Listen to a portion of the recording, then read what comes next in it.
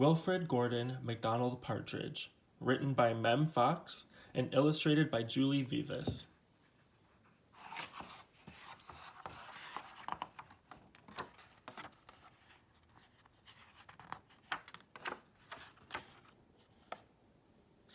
There was once a small boy called Wilfrid Gordon McDonald Partridge, and what's more, he wasn't very old either.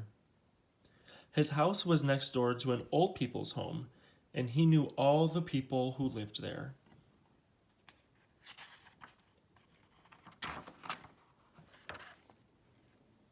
He liked Mrs. Jordan, who played the organ.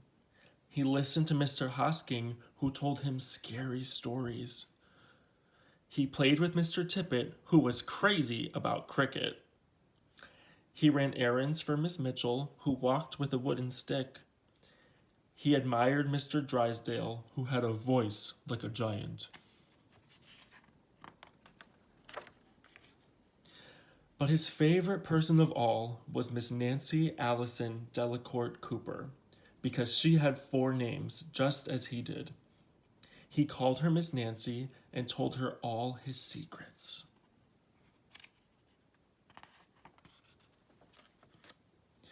One day, Wilfrid Gordon heard his mother and father talking about Miss Nancy.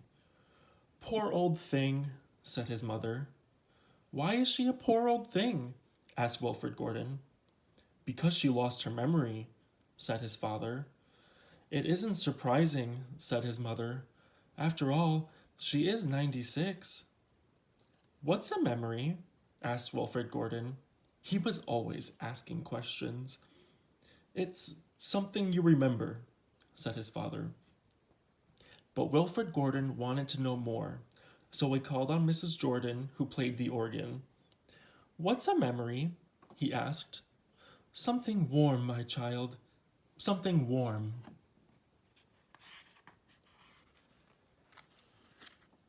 He called on Mr. Hosking, who told him scary stories. "What's a memory?" he asked. "Something from long ago, me lad. Something from long ago."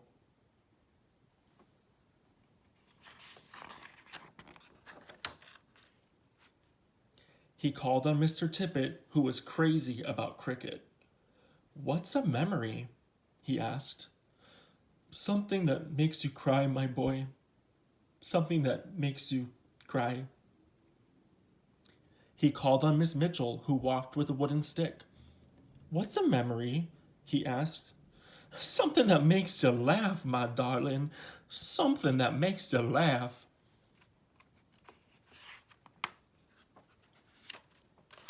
He called on Mr. Drysdale, who had a voice like a giant. "What's a memory?" he asked. "Something as precious as gold, young man. Something as precious as gold."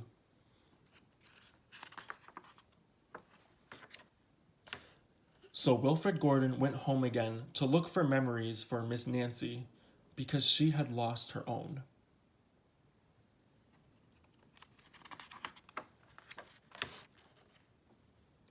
He looked for the shoebox of shells he had found long ago last summer and put them gently in a basket.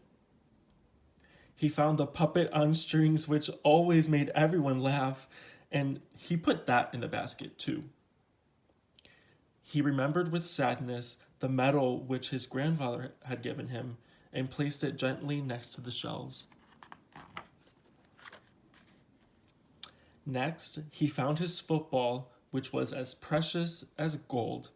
And last of all, on his way to Miss Nancy's, he went into the hen house and took a fresh, warm egg from under a hen.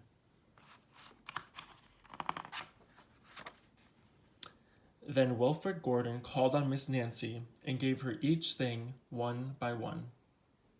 "What a dear strange child to bring me all these wonderful things," thought Miss Nancy.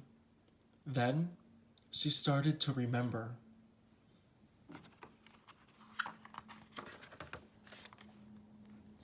She held the warm egg and told Wilfrid Gordon about the tiny speckled blue eggs she had once found in a bird's nest in her aunt's garden. She put a shell to her ear and remembered going to the beach by tram long ago and how hot she had felt in her button-up boots.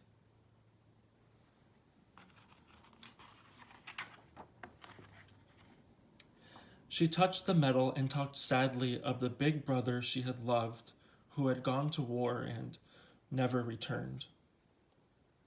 She smiled at the puppet on strings and remembered the one she had shown to her sister and how she had laughed with a mouth full of porridge.